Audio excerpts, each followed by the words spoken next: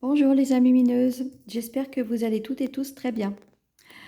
Je vous fais cette petite capsule pour vous parler de ce qu'on appelle la nuit noire de l'âme. Alors c'est un terme, comme certains autres, pour moi qui est un terme New Age, donc pour vous parler d'une situation, je dirais, euh, qui décrit un état d'être à la limite de la dépression. En fait, ce n'est pas l'âme qui est dans le noir, c'est pas vraiment la vérité.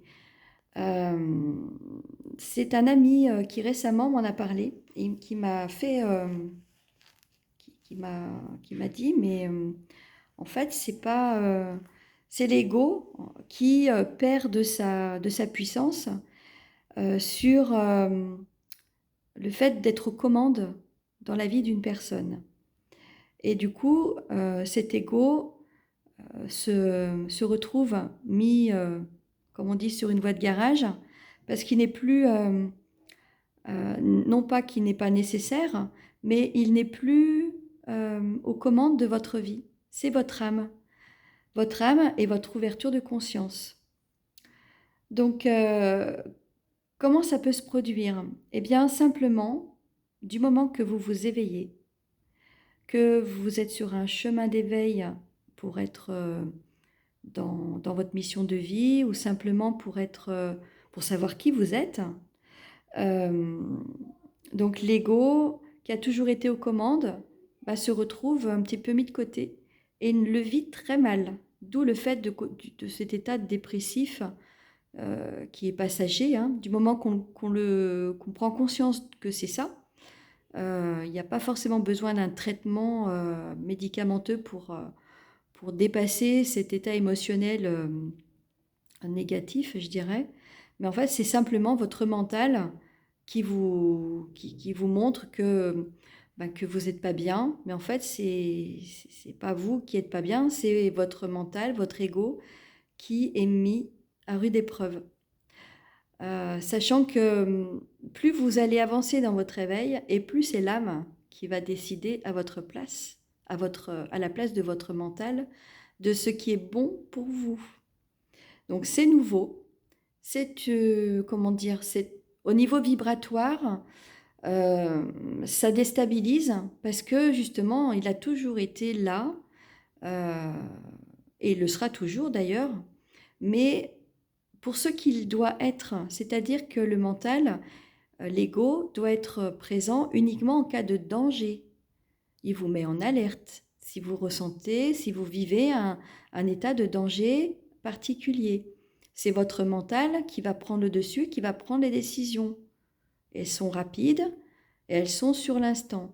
Alors que quand c'est l'âme, le cœur qui prend les décisions, c'est une prise de conscience, je dirais, qui est totalement différente. Elle est déjà beaucoup plus réfléchie.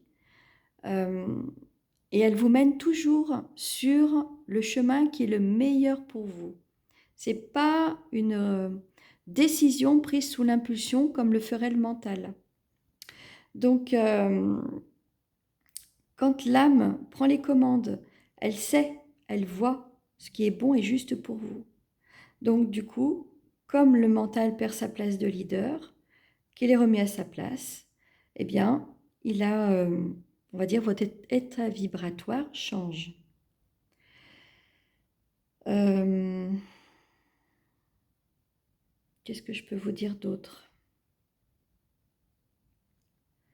Donc une fois que vous prenez conscience que votre âme est aux commandes de votre vie, que c'est les choix du cœur que vous faites et non plus les choix de la tête, eh bien, cette nouvelle façon d'être s'ajuste tout simplement, se stabilise.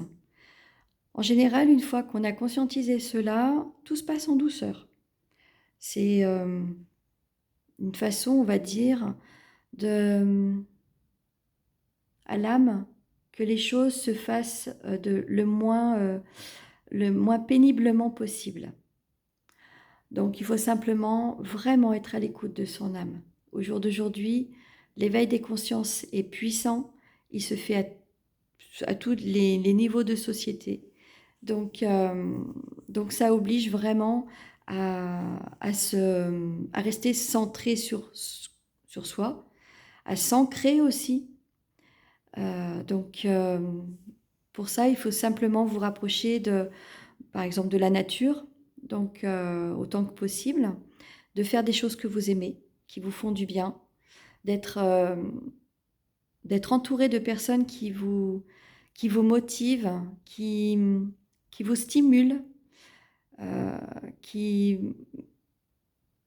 qui valorisent votre état d'être et non pas vous plaignent, comme le font certaines personnes qui pensent peut-être bien faire en ayant un sens critique, mais c'est pas forcément l'attitude la mieux adaptée pour pouvoir traverser cette période de nuit noire de l'ego, je dirais. Voilà pour la petite explication qui me paraît la plus juste. Sur ce, je vous souhaite euh, une très bonne traversée. Et si vous souhaitez être accompagné dans votre processus d'éveil à soi, vous pouvez me contacter via mon adresse email séverine.vivam@gmail.com. À très bientôt!